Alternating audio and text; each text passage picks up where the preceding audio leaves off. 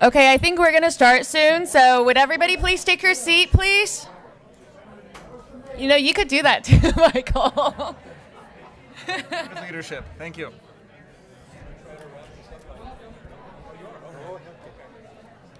All right, welcome back. A couple of things. We're going to move now as much as time allows. Once again, I would ask you please to take your seats and be quiet. Thank you. There's that melodious sound. Okay. Does that work for them too? I love that. I love that, George. Isn't that great? So one thing you should know about me is that any meeting that I facilitate ends on time, and we will be done. I will, as soon as we will. Really? Okay. Sorry. Okay. Is this better? Yeah. Better. Okay. Thanks. So we will be done by 9 p.m., which means the sooner we get started, the better. 27 minutes. So what we want to do is to spend the last chunk of this giving you folks the opportunity to answer questions that came directly from the audience here tonight. And we received a number of questions.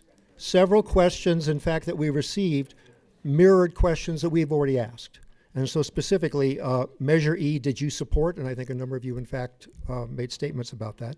Police versus sheriff, ADUs, pensions, and reducing costs. There were questions from the audience on that, and we also asked questions regarding that. We also have a series of questions here that were absolutely unique that didn't show up at all, and so we want to give you folks a chance to start with those. And I believe, Michael, you'll be the first to have the opportunity on this one. The subject area for this one is Malaga Cove, and the question is, how do we improve parking and also the diversity of businesses to increase both revenues and enhance enjoyment? I'm assuming this refers to the plaza area. Okay, please, Michael, do you have a... I'm a little up to speed on this. I think that the city and a third party conducted a study. I'm not sure how far that study actually went. I think there's a balance between trying to retain the character and the magic of what is one of the most beautiful locations in our city and picturesque, and also trying to support businesses and income and our tax base. So I'd be open to looking at it, although I'm very concerned about preserving the character and being careful about how we affect it. Great, thank you. Betty Lynn? Seeing a lot of historical pictures, and that's always something that's been really prominent that shows up. I think to be able to have diversity in the businesses in Malaga Cove Plaza, first we have to really support our businesses. They've come and gone, and you know the restaurants are not doing that well. And I know that when I hold any of my meetings over there, there's a lot of space. There's hardly ever a line. So if you want to encourage businesses to come and stay here and invest in our city, and we have to pay attention to them. We have to go there. We have to tell our friends about it. As far as the parking's concerned, I know the traffic engineer has tried to shift the parking configuration a couple of times, and the fact is there's not enough space. So talked about maybe doing an underground parking garage, but that probably doesn't work very well. Probably wouldn't be able to pay for it. But I would encourage, since might be able to walk there, since we have nice parklands and trails and stuff, walk there. We walk there for breakfast sometimes, and it's actually pretty fun. Cool, thank you so much. David?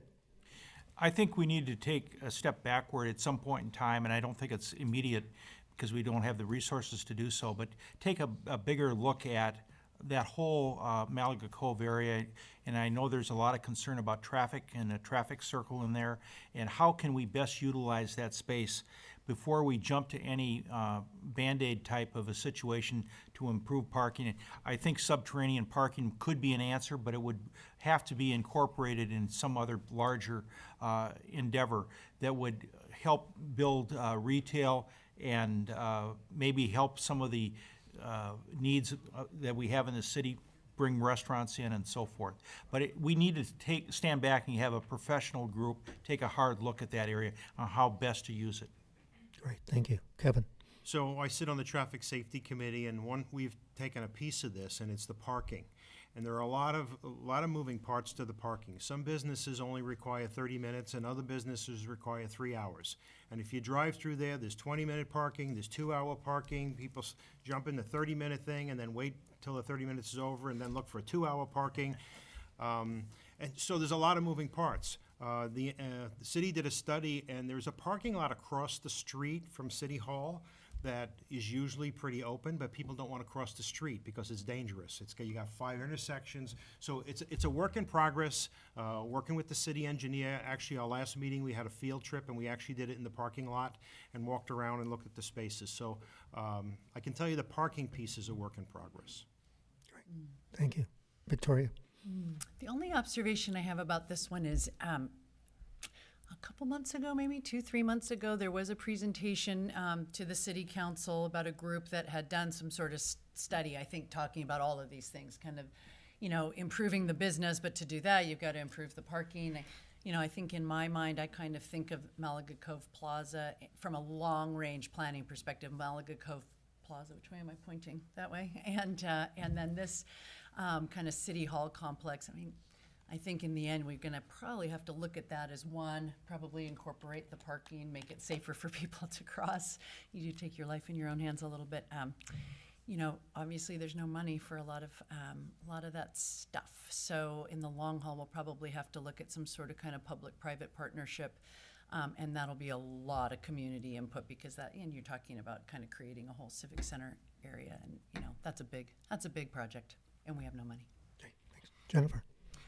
Malaga Cove Plaza is an interesting area because the parking lot is actually owned by the city, but the buildings are owned by a number of different owners. So what we can do as a city is make the parking a little more hospitable to different types of businesses. And as Kevin mentioned, the Traffic Safety Committee is working on that right now.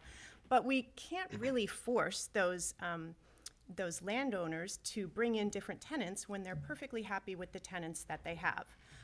What we can do is perhaps have a dialogue with some of those landowners to see if there's a potential for some type of different mix of tenants, moving certain tenants upstairs, but I believe we've engaged in those that type of dialogue in the past, and it hasn't really gone anywhere. What I would see in terms of a better utilization of that area are maybe some temporary things. Maybe we bring in a farmer's market on the weekend. Something like that would drive people there, but wouldn't impact the current owners, and perhaps for a 2-hour temporary time frame, we could adjust the parking. Great, thank you very much. Next question, and I believe, Betty Lynn, this one will start with you. And the question is as follows. Butcher Hill, and by the way, I didn't know what Butcher Hill was, but it's if you go down via Del Monte, and it's that large area that's it's proposed for some very high density kinds of activities. So Butcher Hill, adjacent to Palos Verdes Estates, has a plan submitted to Torrance. This greatly affects PV residents with traffic, diminished home values, etc. What are your thoughts on this? Please. Absolutely against their development, for sure. That's one. We actually held a community engagement meeting a couple of months ago because our residents were really concerned. Unfortunately, it's not within our jurisdiction, so there's really not a whole lot we could do except to influence the Torrance City Council and also really take a look at their environmental impact reports, because right now they have an independent environmental engineer to study their noise impact and their traffic impact and all that stuff. But I call BS on their report because it's very favorable to what they can develop. And I know we have a lot of experts in our residents that can completely refute what they were able to discover. So noise impact, air quality control impact, and all the other things, if we can really band together, we might be able to stop them from developing. Great, thank you. David?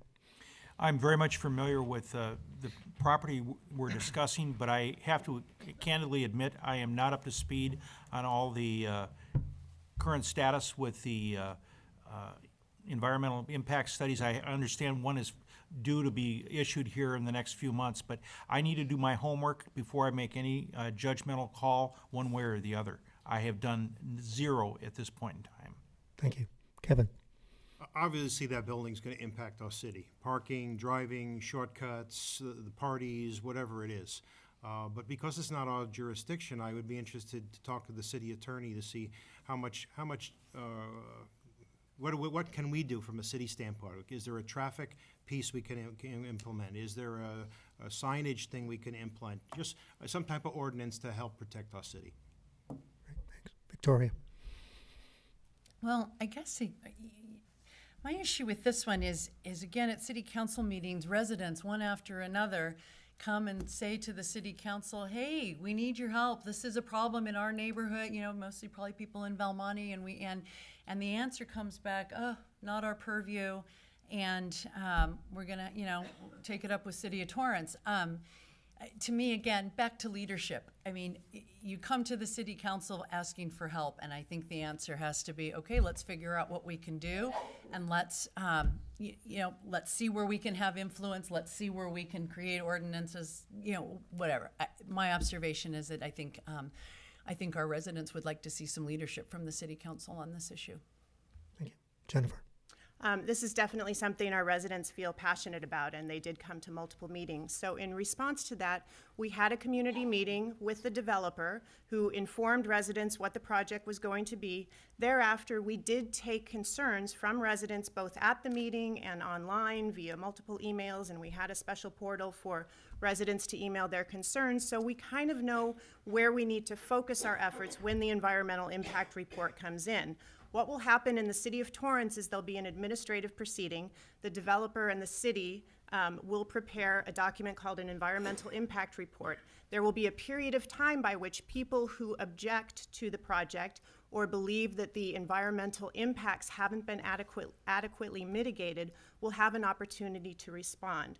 I know our residents have been impatient and want to respond prior to that process. I think it's very important that we wait until the environmental impact report comes, because if we just start complaining now, we lose credibility, because they'll just say, well, we would have complained whatever the impacts were. So we are ready with an engineer, noise engineer, all that, when the environmental impact comes in, to respond. Great, thank you. Michael? About how unified all of these candidates are on this issue is exactly how unified much of our city is. I went and sat down with Josie, the head of the group that's resisting this, because I have numerous friends that have come to me in Valmont begging me to do so. And the conversation focused on the environmental impact report, and to Jennifer's point, I don't think there's much for us to do in the meantime other than writing letters to Torrance. She had, at last count, 1,650 letters that had been sent to the city of Torrance. So I said, well, I'll make it 1,651 on your behalf. I think everyone is very heavily against this project, and I think they started with a large number of units and they've reduced it to what they think it's going to be. Sounds like our PVHA process. We need to vehemently oppose it. Where I stopped short was I sat with the group, and one of their ideas is to bring all of the cities together, and this becomes part of our funding issue again, but what they want is for each city to actually support them in litigation against the developer. And I said, unfortunately, I can't stand behind that because of our fiscal situation. Short of that, I donated to the group. I'm vehemently opposed to it, and I'm happy to contribute and help however I can. Right. Thank you. Next question. This is on the subject of concessions, not the concessions that some of you may be making, different kind of concessions. Here now. Do you believe we should make our golf, tennis clubs, and stables more profitable, and if so, how? David, you take first crack at that. Well, obviously, we would like to see them as successful as possible. I know the golf club is currently, I believe they just started today or just in the last few days, doing a major renovation, which is going to lead to a better banquet facility and wedding and party rental income, which is going to enhance the percentage that is received by the city. So I think we are going to be beneficiaries of that. I know that there's additional studies going on about with the tennis club and how we might get more concessions revenue down to the tennis club, again helping increase the base for both the clubs as well as the city. I think that I know we just signed a recent contract with the golf club for an extension for, I believe, for 10 years, which helps stabilize that concession. And the golf club is like 90% of the concession revenues that our city enjoys. Great, thank you. Kevin? I agree with most of what Dave said. I'm very familiar with the stable concession. I'm not sure from day to day how many horses I have there. Deb, can you help me with that? We're still sorry for you. Yeah. So, We're still counting. so for the last 10 years, there's been a concessionaire there, and the stable is really run down. He didn't do a good job of taking care of the stable, and frankly, the city manager wasn't a lot of help either. The stable just got a new concessionaire who's going to put a lot of their own money into it. They're running into some roadblocks because of engineering studies and a whole bunch of things for the art jury, which is kind of disappointing for a city facility. But I wouldn't expect any revenue to come out of the stable for several years. And at the end of the day, when they're done with it, I'm pretty confident that we'll be able to raise some rates there and make some money, but not in the near future. Thank you. Victoria? Right, so the city gets about 10% of the revenues that the concessions generate. So of course, I'd like to see their revenues go up because then our percentage goes up. It's true, the golf club is like 90% of it, so anything that they do there that increases, better banquet facilities and the more usage in the restaurant, that's true. I'd like to see a little more collaboration among the concessions, especially it seems like there could be more collaboration between the golf and the tennis club since they're next to each other. Tennis club could definitely, I think, use some help in revenue enhancements. So I guess I would more steer toward collaborations between the concessions to see if they could mutually drive revenue. Thank you. Jennifer? With the exception of the stable, all the concessions are run as nonprofits. So historically, we have not looked to them for additional revenue. However, based on the conversation tonight, when we've all been talking about fiscal responsibility and creative forms of new revenue, I think that the concessions will be something that we will be turning to.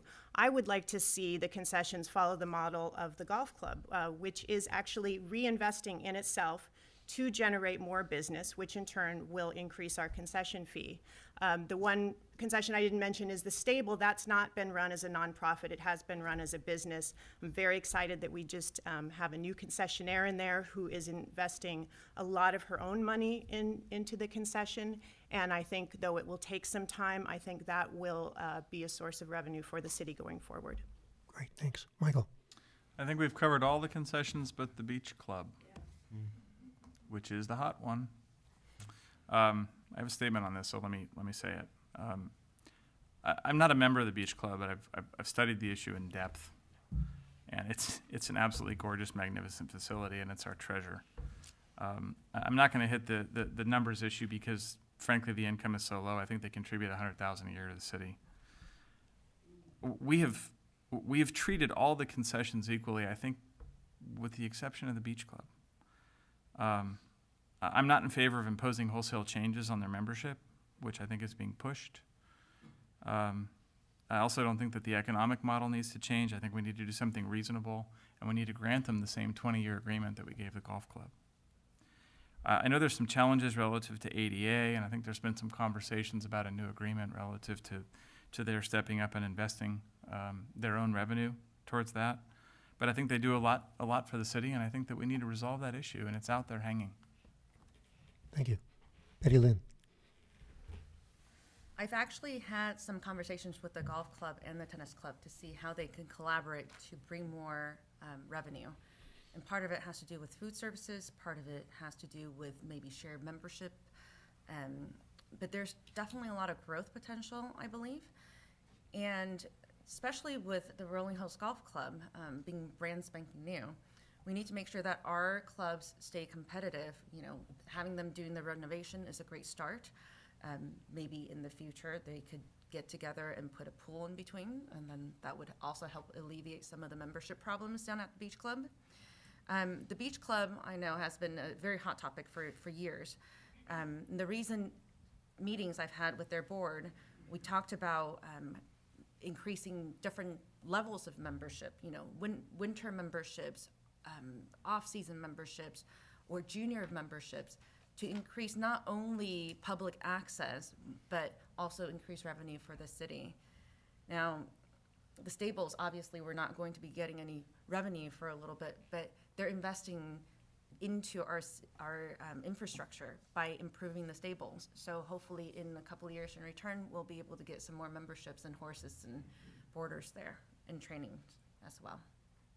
Thank you. Thank you all very much. The clock on the wall says 8:52, and we are done here at 9 o'clock. So first thing I would like to do is to apologize to anybody who submitted a question and we just didn't have time to get to it tonight. A reminder that the League of Women Voters is going to be in this room on the 11th of February. September. What are they going to be doing in September? It's been a long day for me too, guys. Anyway, so if you didn't get your question answered tonight, you have another crack because the format will be very much the same, except I believe they'll be generating questions real time from the audience from the get-go. So I want to make sure that you know that you have that opportunity. What I would also like to do, first of all, is to thank all of you for your willingness to participate and the quality of your participation tonight. I want to give each of you about 90 seconds to do a closing statement, and that should get us out of here pretty darn close to 9 o'clock. And the only question that I have that's attached to your closing statement is, is there a question you've been hoping that I would ask you that I just never got around to asking? If so, what would it be and how would you answer it? But please, 90 seconds is yours. And Kevin, I think we start with you. I think so. Okay. The question I was hoping for is the comparison with the sheriffs. The bottom line is that today the sheriffs have a new sheriff in town, and the direction I see it going in is not favorable. I think before we consider going to an agency like the sheriffs, that we need to let that vet out a bit. The county supervisor's having issues with the sheriff. He's done some things that are in the gray area. So I want to just put that out there. And just in closing, I'm here because I want to be here. I love the city, raised my girls here. I'm not going back to Brooklyn. I'm staying right here. So what you see is what you get, and I tend to undercommit and overdeliver. That's the kind of guy I am, and give me a chance. Thank you. Thank you very much. Victoria? Well, let's see, I can have my snarky list of things that I wish that we talked about. Peacocks, cell towers, yeah. Go for it. So, you know, I'm going to end where I started, which is that I think, you know, everyone's going to do a great job. I noticed in this election so far, you know, everybody's signs and materials kind of say the same thing, you know, that their platform is to preserve the character and charm of Palos Verdes Estates and to ensure public safety and, you know, maintain parklands and all. And I think we'll all work hard to do that. For me, this is an election about leadership, and I think it's time for new leadership. I think, you know, we've had some tough issues the last few years. I think it's time to give it a try with a new set of people. And I think there are things that are hard about being a leader in this town. It's great that people are smart and engaged, and it's really hard that people are smart and engaged. So it takes a strong leader and a balanced person to want to take that on, and that's what I want to do. And so I'll end there. Thank you very much. Jennifer? I want to thank you very much for your moderation and thank everybody here for being such a polite audience. I didn't prepare closing remarks. I guess I just want you to think about what you heard tonight and think about who you want your leaders to be. Think about, you know, you can look back on my record, certainly. Again, it's just my first term. And so, you know, going forward, I think I'll maintain the same kind of balance and decorum and thoughtfulness that I've used during the past 4 years. And that's what I want to do with the issues that are going forward. So, thank you. Thank you. Michael?